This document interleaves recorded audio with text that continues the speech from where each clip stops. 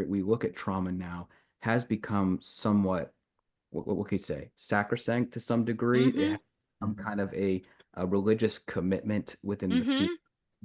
I mean, how often do you guys hear somebody say everything is trauma? Welcome to the Critical Therapy Antidote podcast.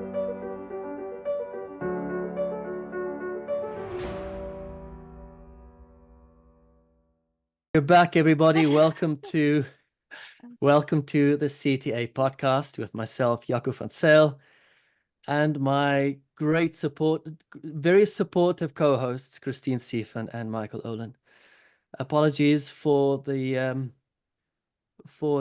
swollen voice box today. I have a bit of a sinusitis going, but we need to get this discussion going as well.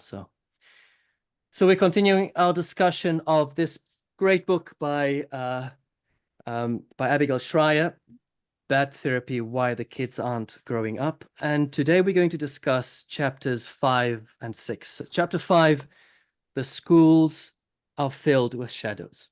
Okay, so Michael, how about you give us a brief overview of the chapter and then we dive right in. Yes, this week on CTA, the schools are filled with shadows. That sounded a lot more ominous when we first had read it, and it still feels a little ominous after post-reading. But in this chapter, she really continues that through line of the intrusion of the increased supervision and oversight of kids in school, as well as increasing levels of accommodations for what are now kind of a pretty wide variation of need in terms of mental health need, kids having more of a desire for accommodations for what previously may not have allowed them to receive accommodations in school. And just the normalization of that, the tendency to increase what things like one-to-ones, what we might refer to as one-to-ones in like a hospital setting here, having these personal aides that are with the students, which she referred to as here, and they're referred to as in a private school setting as shadows. In public schools also, they might go by things like ed techs, paraprofessionals, parapros.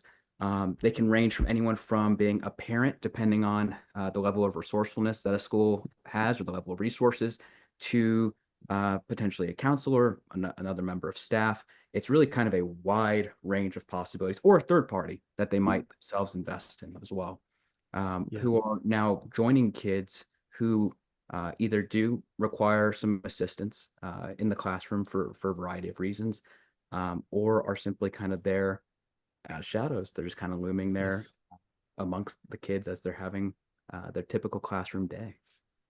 Yep. Helping them with the most basic of interactions. Yes. Which is one of the points she's making. Because these SNEs, or the special needs educators, as they're called here in Ireland, for instance, I think initially the rationale behind having these special needs educators is to help with children who would be, for instance, on the spectrum. And you wouldn't want to have those children attend a separate class. I mean, I've had patients in my practice, and one of the things that featured strongly in some of their backgrounds would have been this very alienating experience of having to attend a separate class. So this, this let's call it what it is, this exclusion, this marginalization. I know these words are so weighted these days, but anyway, that was their experience, this a shame-filled experience. So I get the point of having these kids included in mainstream education. And sure enough, SNEs or shadows would be helpful in accommodating in scaffolding this helping them to keep up with the pace. But this whole provision seems to have denatured into something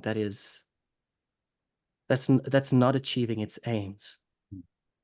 And what we're seeing and what she's discussing is it has derailed into a system of de-skilling, an application of a provision upon children that might not need it, right? And that is problematic, isn't it? What are your thoughts? Sorry. No, it's akin to providing a crutch in a sense when someone necessarily need it. Um, as I read her, I often am wondering, about how things kind of trail off in a particular direction, how we end up in a Mm. space where we end up with a description that somebody's coming in and they're essentially, um, what would you say, kind of allocating the resources in the room, and that's the way that I've been Mm. conceptualizing it, helping other kids to communicate, to socialize in a way that feels very synthetic. And I Mm. understand, to your point, for those kids, maybe kids who are on the spectrum who maybe need a little bit more assistance in the social sphere, and it wouldn't make much sense to separate them out along that dimension. Otherwise, who would otherwise do fine with this assistance. I Mm. completely can understand wanting to provide this resource for somebody, and having it available to them. But then when it becomes this almost intrusive, consistent element to the daily experience of children, you could certainly understand how that might be somewhat distracting or somewhat um, confusing if it's not explicitly spelled out. I think she described it in the book. She said they'll how does she put it? She said essentially this somebody here uh, to help us in the as a special assistant or a special teacher in the class. And as she described it, I mean the kids seem to be well aware that these dynamics are taking place. So it's not really as shadowy or secret, as much secrecy as she might, as folks might think Mm-hmm. that there would be. Um, Mm. and again, creating Yeah. this socially engineered experience for these children, Yeah. which seems to be something they can pick up on and something that they're quite aware of as is occurring. Um, Maybe going beyond its bounds, beyond its usefulness at times. Yeah, I think going beyond its usefulness, well, I think a couple things. I mean, to have a shadow, kids are going to notice that there's an adult that has been assigned to this other child. In some way, I think that's very alienating. It can be. They're going to notice that there's this adult assigned to this child and that this adult's following them around. And what does that do to that kid's own belief in their own ability to learn, their ability to make relationships, their ability to connect, learn things? And then Yeah. what does it do with the kids that are all around that are essentially looking at that kid as being less than and not as smart as and stupider than, and those kinds of judgments are going to go on and on and on. So I think there's a really good point that he's making about the harmfulness that can happen if these are arbitrarily assigned students that are getting these shadows. Yeah. And I think that at least in the United States, they've decided at most schools that special education classes are a better direction to go because it places all of the kids with the special needs, if you will, in one classroom with a teacher that is specially trained in order to deal with some of these behaviors. And what they do is they then mix those kids sometimes with for PE class, so physical education, with the kids in the regular classes, or they may mix at lunchtime with the kids that have lunchtime. So there is an opportunity to be a part of the general population, but when there's time that they need to be focusing on either teaching or developing certain skill sets, if these kids are not capable of doing that, rather than have a Mm. shadow that's assigned to them, they're in a classroom where there are several techs or paraprofessionals, whatever you want to call them, that are in that class helping the teacher, and it ends up being classes of 12 or 13. Mm. That's the way it runs here in California, around that, and sometimes less than that, sometimes classes of 8. So I think in those ways, it's less stigmatizing for the child because hey, look, there's 8 other people that are just like me. There's something to be said for that.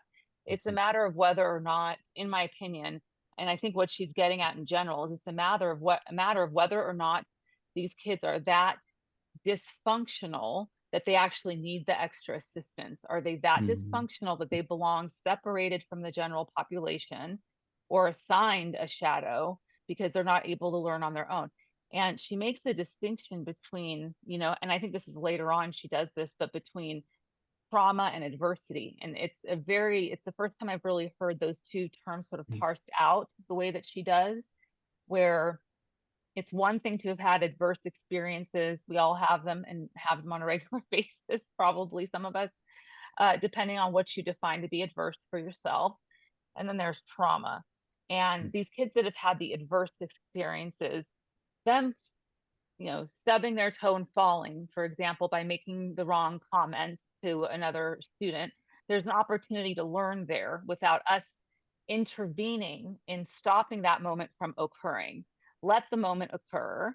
They say the wrong thing, they make a mistake, let the moment occur without the shadow interrupting, and teach the kid or observe how the kid may be able to self-correct or ask for forgiveness if they've made a statement that was offensive or hurt someone's feelings, rather than somebody constantly intervening to show them this different way or this different path.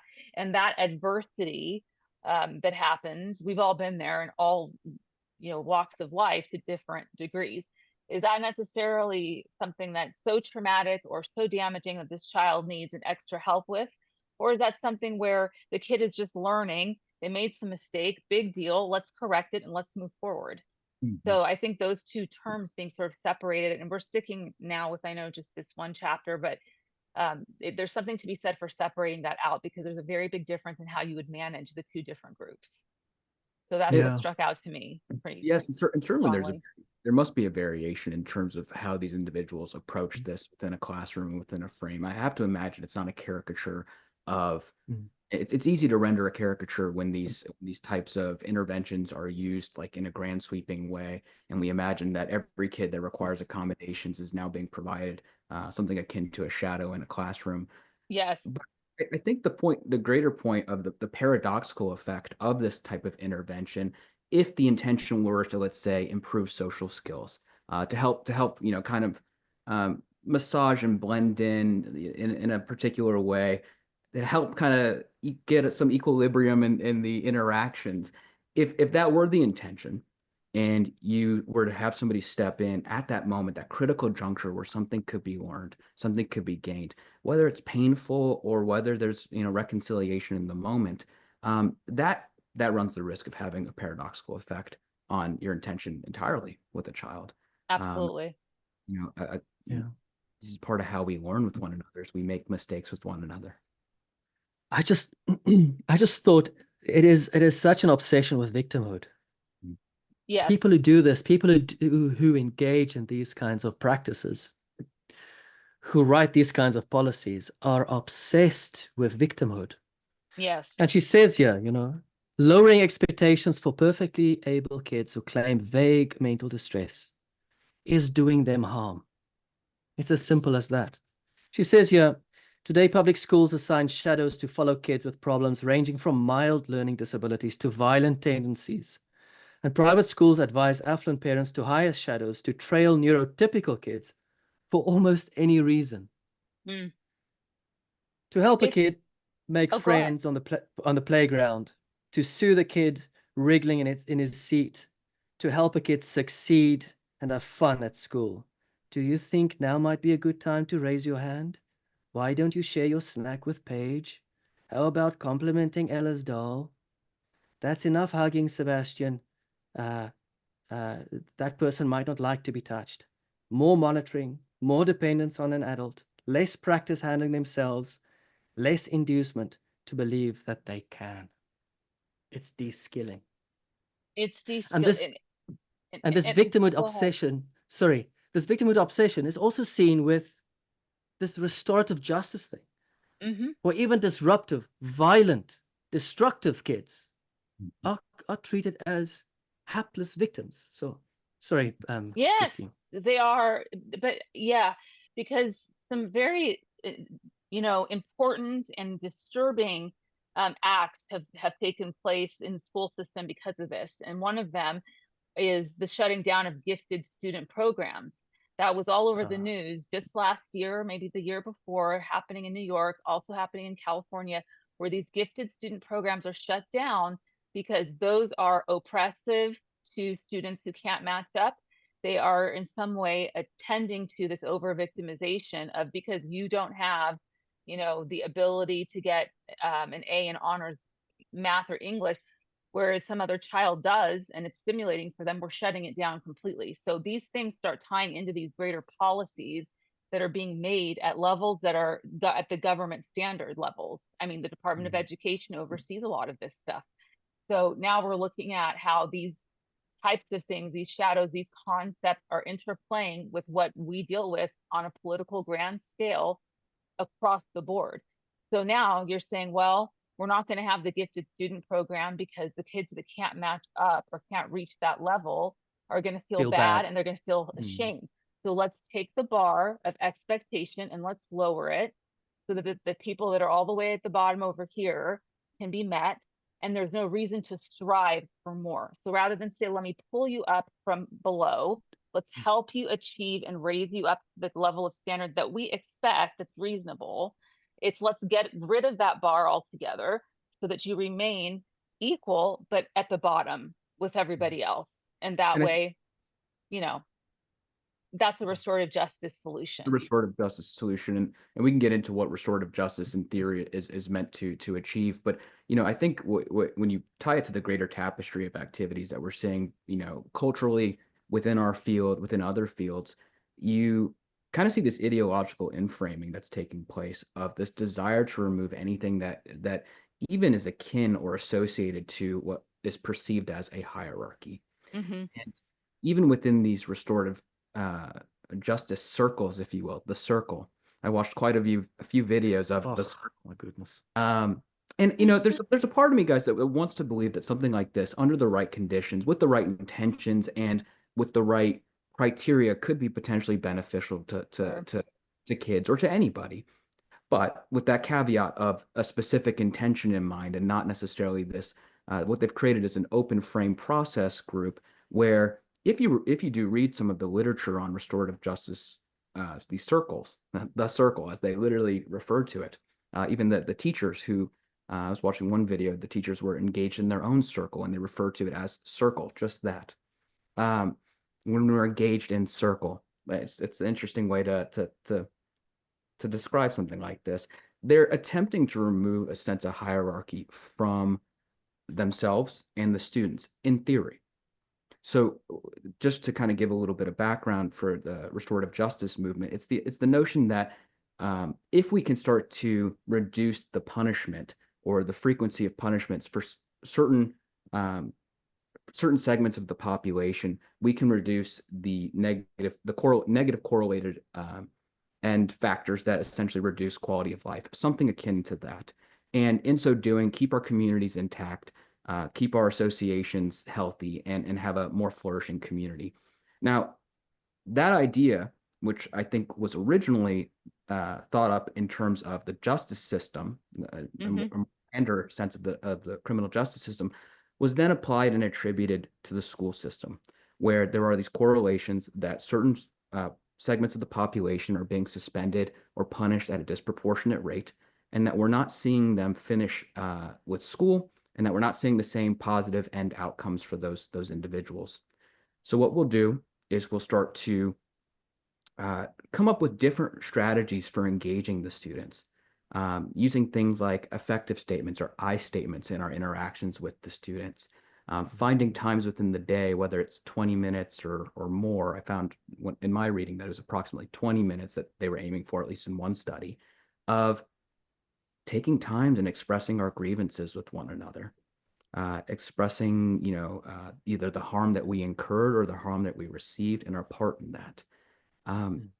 When you take a look at that on its face, it doesn't sound terrible, but this attempt to completely reduce hierarchy is a bit of a facade from where I'm sitting, because we still have a teacher, a facilitator, guiding these kids into these situations, these experiences, and really running the tone of the room. So just with that all going back to this distaste with hierarchy, and yet still inadvertently creating a hierarchy as you employ these really experiments within the schools. Social experiments will go. Yeah. Well, and kids tend to thrive in a more conducive environment that has hierarchy. They tend to understand what their role is and what the role is of the authority figure that's in the classroom or in the family. They tend to thrive with that type of structure. And the lines get so blurred in certain cases, or at least in certain dynamics. If we go back to what Ms. Shrier saying in the book, they get so blurred so that there is no more, it's almost like I picture there's not a teacher in the classroom anymore that is looked at as some sort of authority figure. Everybody's the same. So there's sort of this free-for-all now that's happened. And it's not just happening during circle time or when we circle up or whatever, it's happening all day long.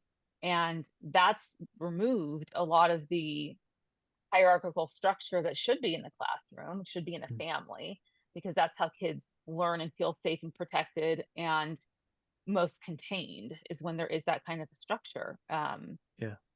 Nobody, you know, what kid wants to have a teacher? They all want to have, you know, I'd rather it be my buddy and my friend. Of course, that's what they want, but it's not what they need to thrive.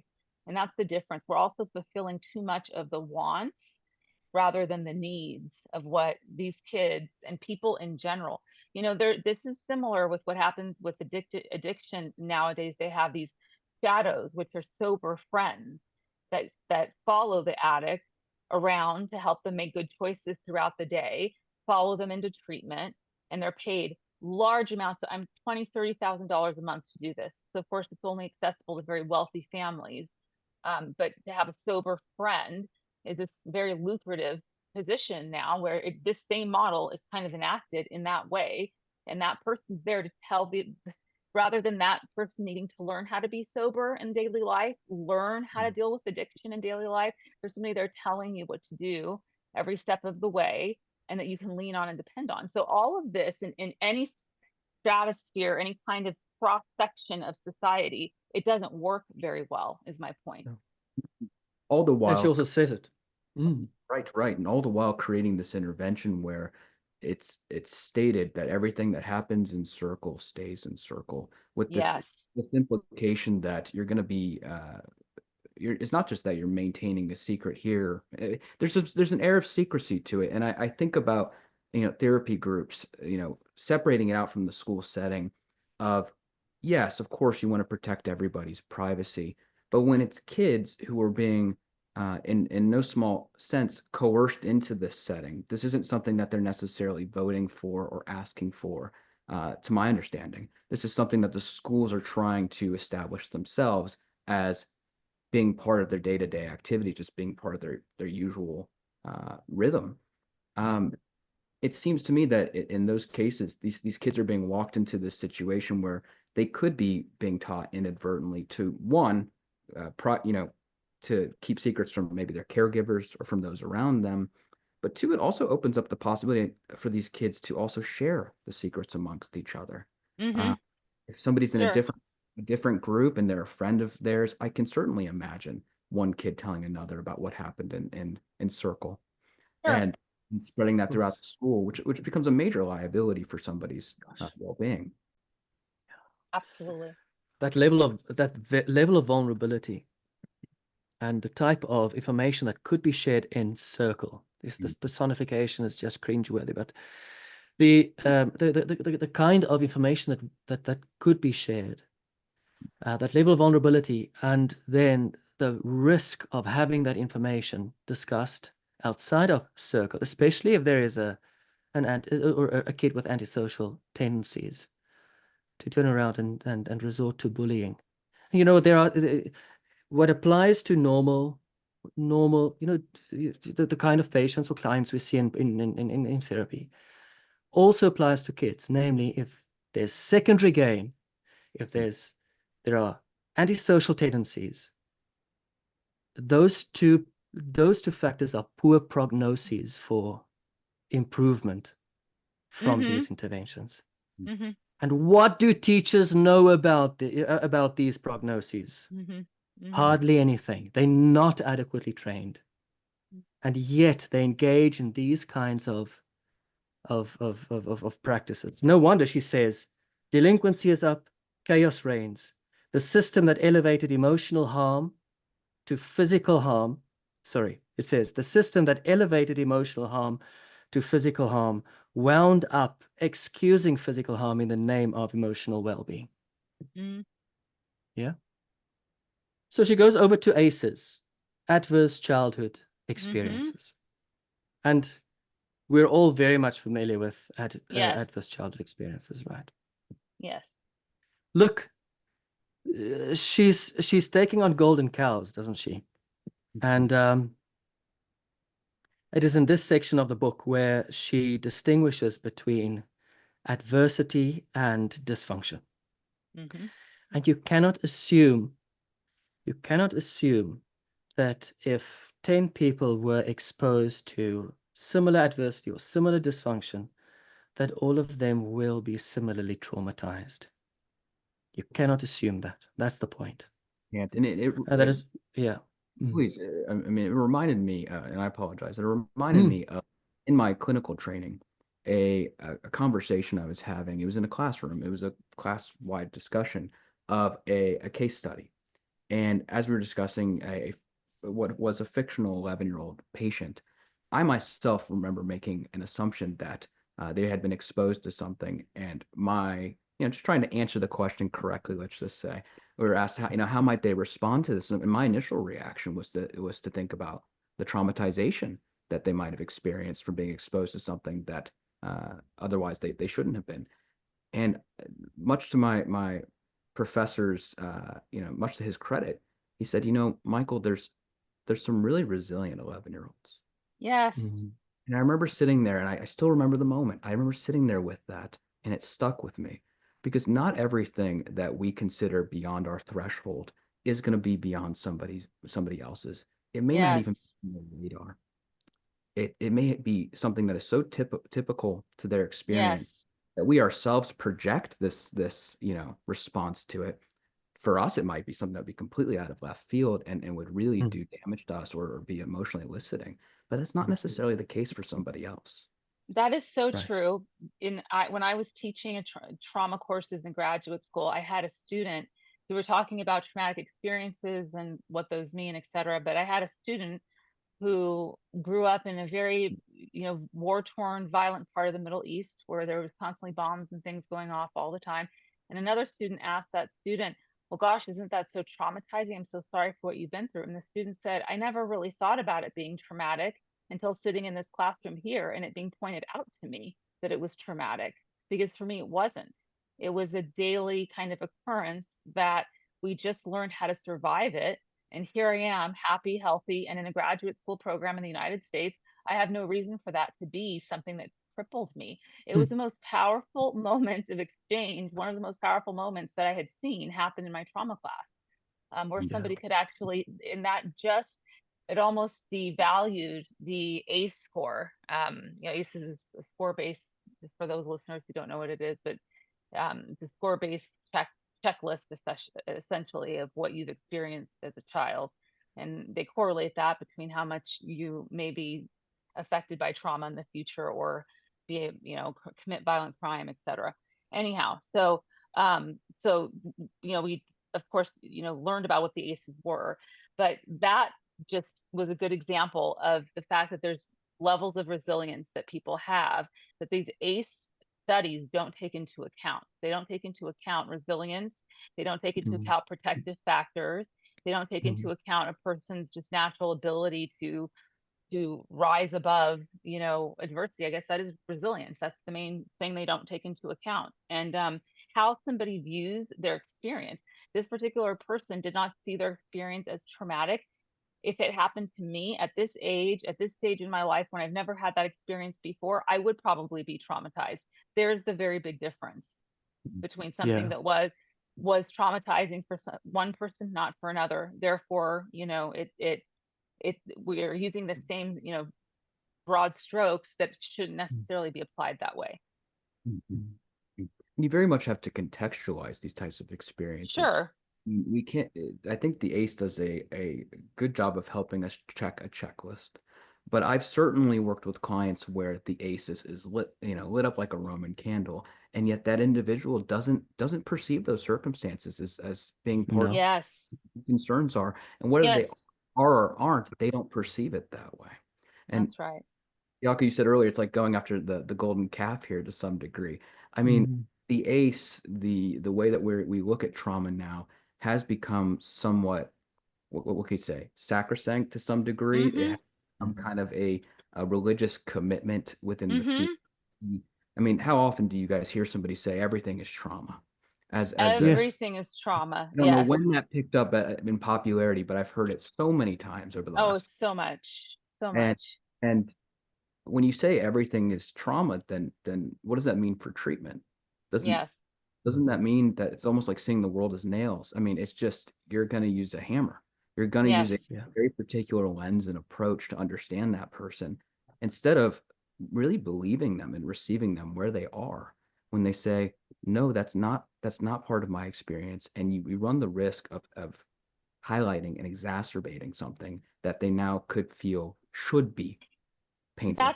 That's a huge Yeah. problem, because for some people we're unearthing things for them that they themselves have not consciously really been either aware of or have felt have negatively impacted them in any real meaningful way. And we're force feeding this idea that it's trauma that they're ignoring, and they're not attending to their trauma, and they're not attending to all of these experiences as being painful.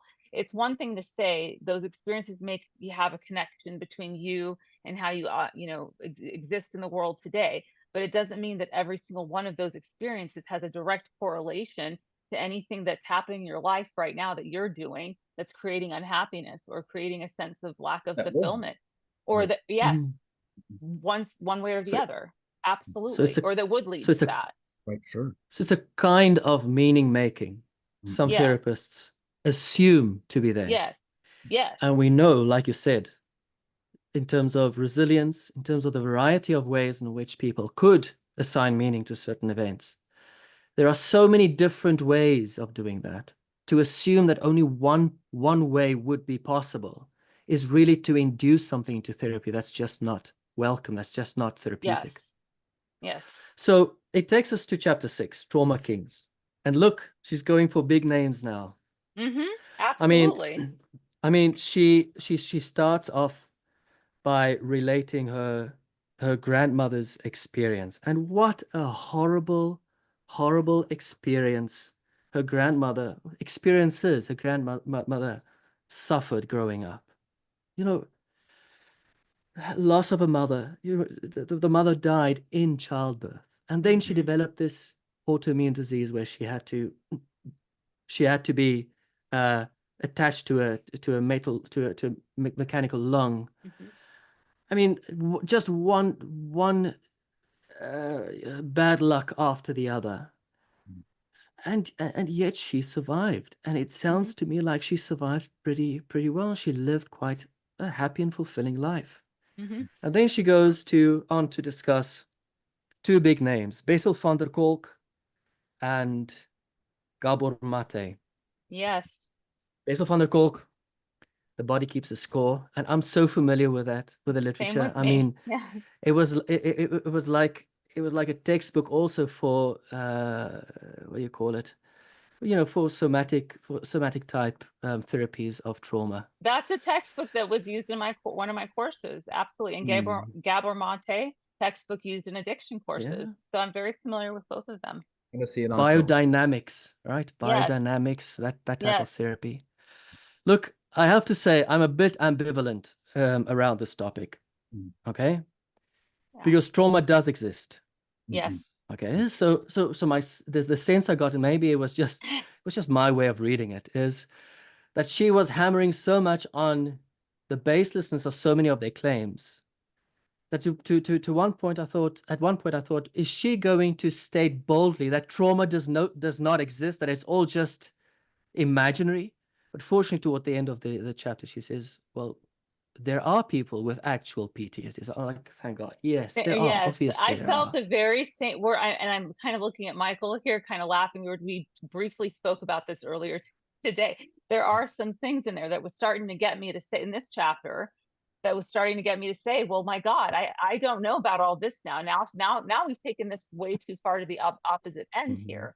But yes, she does sort of redeem herself by saying, there are people that have experienced trauma and that do suffer from these, PTSD and other disorders. But anyway, continue. We all hit the same point, I think. Same point of tension. Yes. So I Yes. think we need to clearly conceptualize and distinguish between between possible messages here. Mhm. So trauma does exist, and I don't think she has an issue with the reality of clinical presentations of PTSD. But that has to be clearly distinguished between the way that is now used. Yes. How do we respond to that? Yes. Now, obviously, we cannot just assign PTSD to every other person who seems stressed out or seems shocked at something that recently or maybe in the past might have happened. You know, that would be the wrong response to an actual occurrence. Mm-hmm.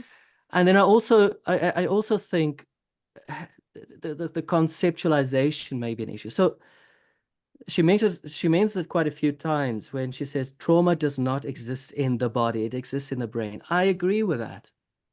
Trauma exists in the brain. In other words, there are memory traces that are laid down, and when those memories are activated, certain brain areas are activated, and a person experiences the sensations associated with the trauma due to those memories. Mm-hmm.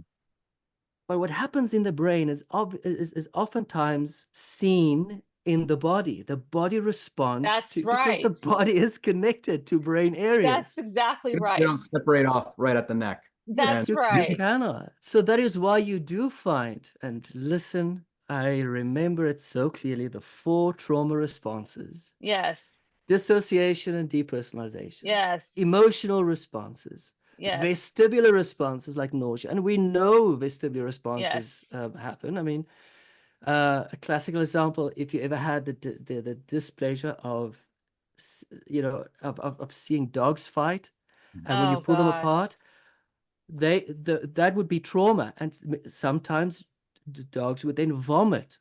That's a Yes. vestibular response. Yes. Or proprioceptive responses, Yes. proprioceptive, the body movements. A Yes. classical example of proprioceptive response would be, those fascinating documentaries and videos of hunting scenes that take place in Africa, where a lion would take down an antelope, and then sometimes something miraculous happens where a buffalo comes and rescues the antelope. Mm. And then for a period of time, that poor animal lies down, and then life starts coming back. Mm-hmm. Okay? Mm-hmm. And then that animal stands up, and you can see the shaking and the little tail and the little ears. Those are proprioceptive responses processing trauma. Now, obviously, Mm-hmm. the trauma doesn't sit in the body. It sits in the brain, but it's reflected and is In the discharged yes through the body. So body. I think she's making a bit of a fuss over Well, I have to something. tell you, I don't know. if somebody was raped, or let's say, okay, raped, we'll just be very clear.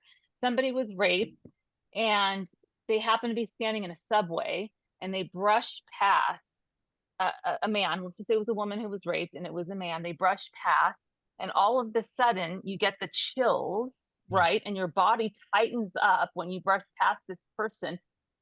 And you get this just visceral feeling of, and maybe you do vomit as well. Maybe multiple things are happening for you physically.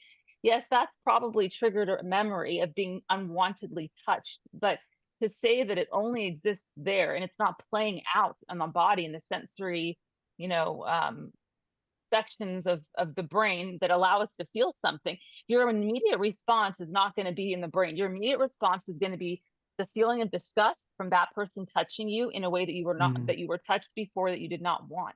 And I think that's, you're saying the same thing essentially. I think Jaco, something similar. Right. And that's what I think gets dismissed. And I was very sensitive to that because of the amount of people that I've worked with through my career and the students I've had that have self-disclosed maybe inappropriately the types of sexual trauma, and I'm talking about rapes and incest and things that are indisputable. We're not talking about somebody was sexually harassed by their boss. I don't want to Or catcalled. catcalled by some construction workers down the street or whatever. We're talking about real life. And those kinds of those. So anyway, so I was very sensitive to that when I read that, because I've heard, I'm sure the two of you have now, so many stories of what happens to people that are attacked or assaulted physically, especially sexual assault, and that type of touch and what that can do. So I did get a little frustrated with that. And I think some of the confusion here might be, and I can feel your frustration, and I felt that as well. I think we all felt a sense of that, is this ongoing desire in our field to reconcile the biomedical model with the psychological model. And as it intersects with really what is a title of a book becoming a rhetorical device. When we Yes. say the body keeps the score, and where it makes it sound as though each cell remembers the event, as though it's its own universe within the body having a recollection of an experience. Yes. I think that's where some of the confusion here comes from, because I've certainly worked with clients who, when they're describing an experience in which they wish they had spoken or felt they couldn't speak, have that globus hystericus kind of response that feels Yes. a ball in In the their throat. throat. And it's perfectly reasonable in terms of treatment to allow them to sit with that when that arises, or for some form of emotional digestion, if you will, to take place in the space with somebody else present, a safe environment where that can occur. I do feel the confusion here is, again, is that rhetorical device, the golden calf problem that we have in the field, where as we're making advancements, as things are purported to be on the bleeding edge, they become more of a slogan. They become more of a, well, we'll just leave it at that. They become more of a slogan for how we ought to view and conceptualize individuals across the board. It becomes this totalizing effect where it's like, well, okay, you're saying that it lives in the body, and that gives rise to all sorts of different theories that maybe don't have any credence. For instance, when she was talking about the idea of transgenerational trauma, I've always had a bit of a reaction to the way that people describe transgenerational trauma. Some folks will take it from a biological perspective, saying there's a difference in the way that people's DNA looks when you see it between family members.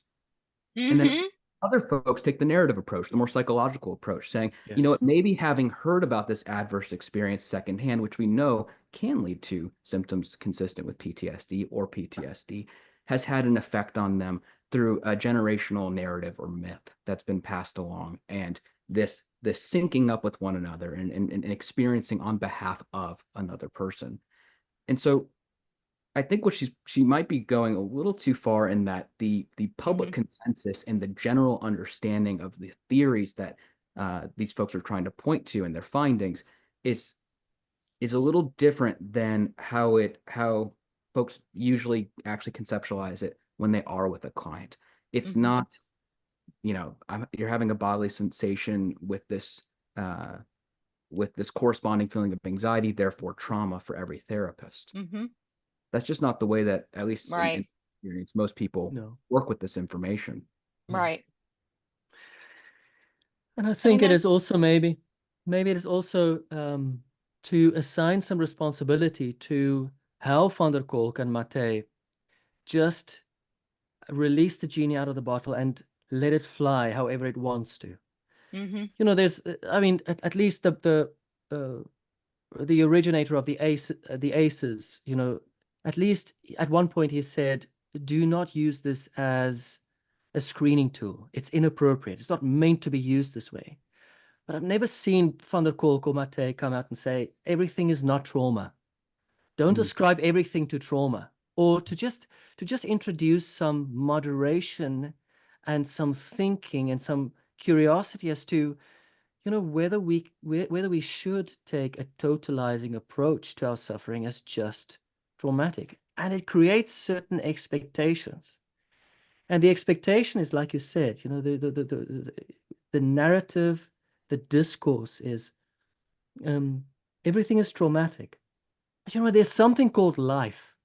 Yes. And life is tragic. I mean, Yes. I've said this so many times. Yeah. Life is tragic. It is the essence of human existence, is tragedy. And when we call something as essential as tragedy in human existence, trauma, it creates the expectation that it can be removed. Yes. It cannot be removed. And even after trauma processing, you cannot forget what happened. No. And if something extremely traumatizing happened, you will remember it as the thing that happened. And it will always have that kernel of shock to it because it was traumatizing and painful, and you're filled with despair and everything else. So to create this expectation that with the right therapy, you can be made rid of all trauma and suffering, is to create false expectations. And people will keep on looking for therapy and therapy and therapy, Yes. and they will continue suffering. It's much better to find ways to, you know, to overcome even the presence of some painful memories and to live amidst those experiences, as opposed to expecting them to just disappear with the right type of therapy. And it wasn't that long ago that, positive psychology, those folks who I don't feel like I hear anything about anymore. She quotes Seligman, yeah. But anyway, Oh, yeah. well, I stand correct, but we used to talk about things like post-traumatic growth. And it seems the narrative has gone to Yes. the only thing that can come out of the suffering that is inherent in life is continued suffering, where some of the most beautiful flourishings can come out of what we would describe as traumatic or experiences. And that's a much more hopeful message, because again, going back to those ACEs, some people will make sense out of something that would knock me off of my axis for the next, month, year, several years, and make something amazing out of it. And it Yes. would be really this is, I mean, almost like a form of miracle to see somebody like this survive a what would be for me a terrible event, and to make it into something really beautiful for themselves. And we just can't disregard that potential in human beings. It's the opposite of client-centered and humanistic, in my view. That Yes. the only way you can grow is down is not the view that I personally like to hold about anybody. Sure. Sure. And this reliance and adherence on trauma and the negative is it's not helpful. No, it's not helpful. No, it's I mean, not. the whole point of trauma treatment is to make meaning and move forward with life, having this new sense of meaning. It's part of the post-traumatic growth. It's what gives you purpose and what fulfills you.